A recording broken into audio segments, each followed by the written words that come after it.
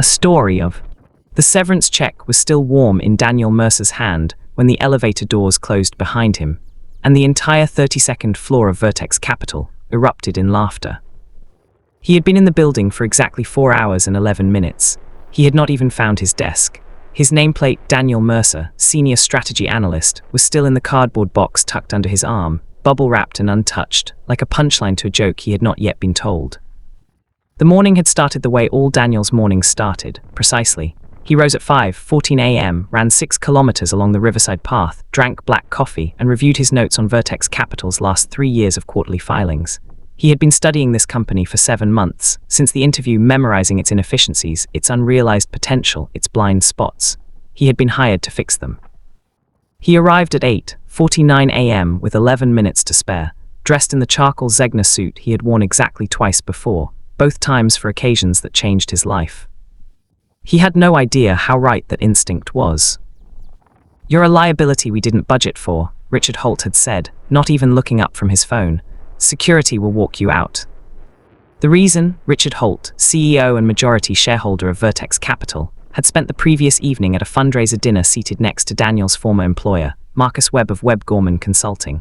The two men, both loud, both with reckless opinions and weak ethics, had talked. And somewhere between the second bottle of Barolo and dessert, Marcus had told Richard a story. Not a true story, a version. A sculpted, weaponized version, designed to follow Daniel Mercer to every address he would ever inhabit. Marcus claimed Daniel had stolen proprietary client data when he resigned from Webb Gorman. It was a lie with just enough technical shadow to be hard to disprove quickly. No lawsuit was ever filed. No evidence was ever produced. But Richard Holt didn't need a verdict. He needed a reason, and Marcus had handed him one over candlelit tablecloths. So Daniel rode the elevator down 30 floors with his nameplate and his untouched coffee mug and his 7 months of preparation, and he walked out onto the wet pavement of Keller Street and stood in the April drizzle and did something that surprised even him. He smiled. The education of a patient man. Daniel Mercer had always understood something that men like Richard Holt never did. Anger is a currency, and fools spend it immediately. Patient men invest it. He did not call a lawyer that afternoon, though he had cause to. He did not post anything on LinkedIn. He did not call friends to perform his victimhood. He went home to his apartment on Caldwell Street, changed into a grey t-shirt, made another coffee, and opened his laptop. He began to read everything he had ever collected on Vertex Capital, not as an employee now, but as something else entirely, something more dangerous. Vertex Capital was a mid-sized private investment firm, 17 years old, managing roughly $340 million in assets across commercial real estate, a chain of regional logistics companies, and 3 technology startups of varying health. On paper it looked solid. Richard Holt had cultivated that appearance masterfully: glossy annual summaries, a revolving door of prestigious board names, a midtown office address that cost more per square foot than its returns justified. But Daniel had spent 7 months in those filings. He knew where the rot was. The logistics subsidiary, RO Distribution, was bleeding cash. Its contracts were agging, its fleet maintenance deferred for 3 consecutive years, and its largest client, a regional grocery chain called Halcyon Foods, was quietly shopping for alternatives. Daniel knew this because he had spent 2 weeks in his pre-employment research quietly talking to logistics brokers, and one of them, a gregarious man named Phil Tran, had mentioned Halcyon in passing without realizing what he was giving away. The real estate portfolio had 2 properties in secondary markets, with vacancies above 40%. One tech startup, a SaaS company called Optera, was burning through its runway at a rate that would require a fresh capital raise within 8 months, and its Series B lead investor had already signaled reluctance to continue. Daniel knew this because the Optera CEO, a scattered but brilliant woman named Camille Park, had spoken at a conference that Daniel had attended the previous October, and she had said exactly one sentence that no investor should say publicly about their own company: "We're in a very interesting bridge moment." Bridge moment, the 2 words of a company quietly catching fire. Richard Holt thought he had fired a strategy analyst. He had actually expelled the one person who understood his empire better than he did. "The best view of a castle," Daniel wrote in his notebook that night, "is from outside its walls, where you can see exactly where the stone is crumbling." The architecture of ruin and rescue. Daniel's plan was not born fully formed. It grew over 6 weeks, assembling itself in the margins of legal pads and in long evening walks, fed by research and calculation, and a cold, clarifying discipline that had always been his most underestimated quality. He was not trying to destroy Vertex Capital. That would have been crude, and Daniel had never been crude. He was trying to own it. Step 1 required capital. Daniel had savings, modest but real, $87,000 accumulated over 8 years of controlled living. He also had something more valuable, a relationship with a woman named Alara Voss, a private credit manager at a family office called Sundial Investments. They had met at a conference 3 years earlier and built a cautious professional friendship over quarterly coffee meetings and the occasional shared research thread. Daniel had never asked Alara for anything except her opinion.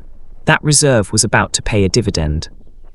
He invited her to dinner and laid out everything he knew about Vertex, the liquidity cracks, the Optera situation, the RO distribution decay. He did not frame it as a grievance. He framed it as an opportunity, which it was. Alara listened the way good investors always listen. In near-total silence, her expression a flat, professional calm that revealed nothing and retained everything. At the end of the meal she said, "How much do you need to get started?" Daniel said, "Access, not capital. I need to approach Optera before their runway runs out." Alara knew a board observer at Optera's Series A fund. One email, and Daniel had a meeting. What followed was 3 weeks of negotiations that Daniel conducted with the precision of a watchmaker. He approached Optera not as an investor. He didn't have the check size for that, but as an operating partner. He made Camille Park an offer. He would serve as interim chief strategy officer at a nominal salary in exchange for warrants on 2% of the company. He would stabilize the business, help structure the bridge round, and bring a commercial discipline that her engineering-heavy team lacked. Camille, staring at an 8-month runway and a lead investor turning cold, said yes within 48 hours. Over the next 4 months, Daniel rebuilt Optera's go-to-market strategy, renegotiated 2 of its enterprise contracts, and through Alara's network, introduced the company to a strategic acquirer, a Toronto-based software firm called Meridian Systems that had been searching for precisely Optera's technology for nearly a year. The acquisition closed at a number that made Camille Park cry at the signing table.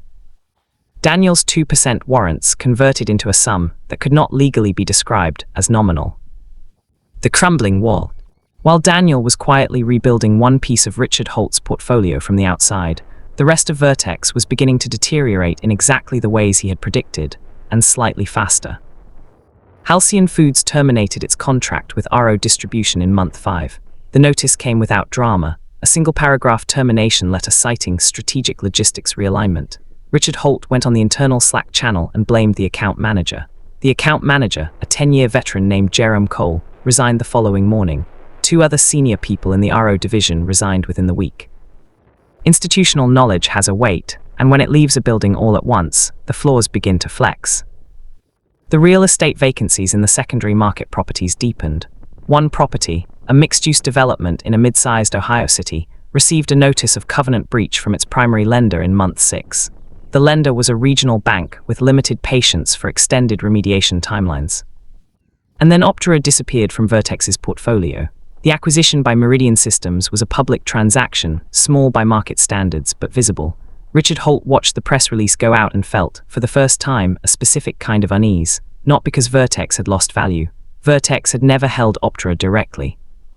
But because something about the timing, the orchestration of that deal, the name of the operating partner who had reportedly stabilized the company, it nagged at him.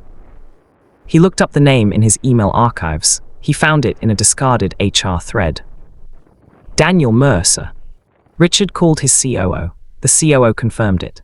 The interim CSO who had saved Optera and navigated its acquisition was the same man Richard had fired on his first morning 4 months earlier, based on a rumor told by a man who was, it had since become apparent, under active investigation by the SEC for something only distantly related to Daniel and very directly related to himself. Richard poured a drink. He did not yet know that Daniel's moves were only half complete. The revenge that lasts, Daniel had once told a mentee years later, is never the one you announce. It's the one that rearranges the furniture while the other man is still asleep. The acquisition. The Ohio Properties covenant breach triggered a clause in Vertex Capital's primary credit facility, a cross-default provision that Richard Holt's legal team had buried in the original documentation and apparently never revisited. One breach cascaded into a technical default on a $44 million facility. The bank's workout team made contact. A forbearance agreement was offered, time-limited and conditional. This was month 7. By this point, Daniel had quietly assembled a small consortium. Ilara Voss's family office contributed capital, a real estate operating company run by a former colleague of Daniel's, a methodical Korean-American investor named James Seo, agreed to take over property management on the Ohio asset in exchange for a promoted equity interest. A logistics entrepreneur in Chicago, a woman named Renata Fields, who had been circling the distressed regional trucking space for 2 years, agreed to acquire RO Distribution's operating assets at a price that was, to be precise, not insulting but not generous. Daniel brought all of this to a meeting with Vertex Capital's board. He did not request the meeting through Richard Holt. He contacted the independent board members directly, 3 of them, through formal written correspondence outlining the firm's financial position, the existing default, the near-term capital requirements, and a proposed restructuring transaction. He attached a detailed operational plan for each distressed asset. He attached executed term sheets. He attached a capitalization table showing the proposed post-transaction ownership structure. He included a cover letter. It was 3 paragraphs long. It did not mention the morning he had been walked out by security. It did not need to. The board met without Richard on a Thursday afternoon in September. Daniel presented for 40 minutes. He answered questions for another 90. The independent directors, 2 former operators and 1 retired credit executive, asked careful, substantive questions and received careful, substantive answers.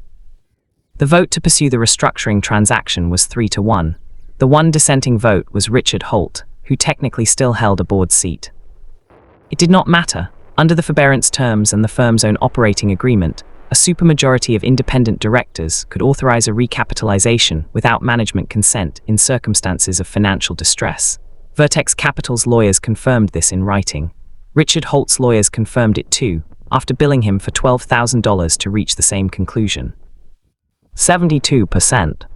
The transaction closed on a Wednesday in late October, a year and 18 days after Daniel Mercer had stood on the wet pavement of Keller Street with a severance check and a boxed nameplate. When the capitalization table was finalized, after the debt-for-equity conversion, after the consortium contributions, after the structured dilution of existing equity to account for the recapitalization terms, Daniel Mercer held 72.3% of the reorganized entity, which was renamed at his direction with minimal fanfare. Vertex Capital Management, LLC, same name, different owner. Richard Holt retained a 4.1% stub interest, a number chosen not with cruelty but with precision. It was the mathematical residual of a fair transaction, no more and no less. He was not removed from the board immediately. He was simply no longer in control of it. He resigned 6 weeks later on a Tuesday via a 3-sentence email. Daniel read the resignation email once, acknowledged it with a 2-sentence reply, and returned to a budget review he had been in the middle of. There was no celebration that evening. His inner circle, Ilara, James, Renata, and a young analyst named Wei who had joined the new entity 3 months in, had dinner at a quiet restaurant, not the kind that needed a reservation 2 months out, just a good Italian place on the south side where the lighting was warm, and the pasta was made by hand, and the noise level allowed actual conversation. They talked mostly about the first quarter plan. They argued gently about whether to hold or dispose of the Ohio property once James had stabilized it. They drank 1 bottle of good wine between 4 people. It was almost ordinary, that was the point. What men like Richard never understand. Years later, Daniel told this story rarely, and only when asked directly. The part people always wanted to focus on was the 72%. The number, the ownership stake, the scorecard. He understood the instinct. Numbers are satisfying. They are clean, they feel like closure. But when Daniel thought about that year, the year between the elevator and the capitalization table, what he remembered most clearly was not the final percentage.